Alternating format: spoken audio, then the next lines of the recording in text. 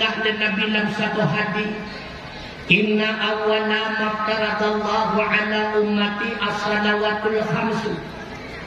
Ibadat yang pertama sekali diwajib oleh Allah ke umat lu sembahyang 5 waktu. Wa awwala yurfa'u min a'malihim as-salawatul khamsu. Bahkan ibadat yang pun tetap dilakor oleh malaikat tiap bunga adalah sembahyang 5 waktu. Wa awwala yus'aluna yaumal qiyamah as-salawatul khamsu. Bahkan ibadat yang akan ditanya pertama sekali keparisa urang kiamat di padang mahsyar juga sembahyang 5 waktu. Makanya mikir kanan dalam wujud kejadian di urang-urang. Soalnya urang sembahyang dan urang puasa. Soalnya urang puasa menyatakan dalam bulan Ramadan karap mendum na puasa, tapi sembahyang karap mendum hana. Seolah-olah setan ikut menyangka puasa na juga yang baik ke sembahyang.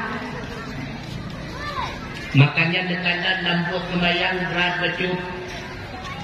Wate suara azan di menasah berkumandang. Hanya alal salam. Dan watejan ini ikut sapat pasukannya.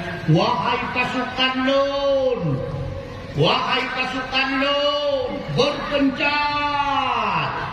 Maka bak watejan setan ijak bakur manusia dengan berbagai macam godaan. Yang penting sembahyang yang bertanya buat baik jauh. Andai kata tengah kaduk-duk ikah bak punyung tulis setan anak. Kupu awal tak kata sembahyang waktu kecukup luah mencendak untuk penjuci. Hangkat tinggal habas setan tetap kamu uduk kata mengam sembahyang Allahu Akbar. Ruh la illallah kisah la illallah yang Allahu Akbar kabirah guna dahna takun penjuci. Yang penting Fatihah. Rupanya tetap ditanya baca Allahu Akbar kabirah lalu kata mengam Fatihah. Lihat Fatihah isahlah. Ayat Al-Fatihah yang sunnah dahana takubur dijual. Berbagai macam. Rupanya tetap diketanya takubur segala bacaan-bacaan sunnah di dalam sembahyang. Li hamidu majid isahlam. Yang sallallahu ala Muhammad juga mencok tidak dijual. Juga pengaruh setan. Makanya dikanda jamaah nawitnya namkir menakah pada berobat. Kan menakah ditanya menatah daerah lo yang Allah katakan menyenali mong bukan yang kita ke calon-calon menimong anak muda lah kesibukan masing-masing yang adzan bagian umum 70 waktu Allahu Akbar Allahu Akbar lega adzan bukan nuyunun hana ulun ketakat selalu sallallahu wasallam ya Muhammad wa ya habibi nafkama wa maulayati di sini nafkah wa ya Muhammad nabi syubhan kemudian hari menyahan nafkah ancam nabila urang jamaah ni pun naik ancam dak menyahan leprek bawah ancam di mulut jamaah nyan ka umum tukukan hina apa di kampung lo. Makanya buat kemayang berat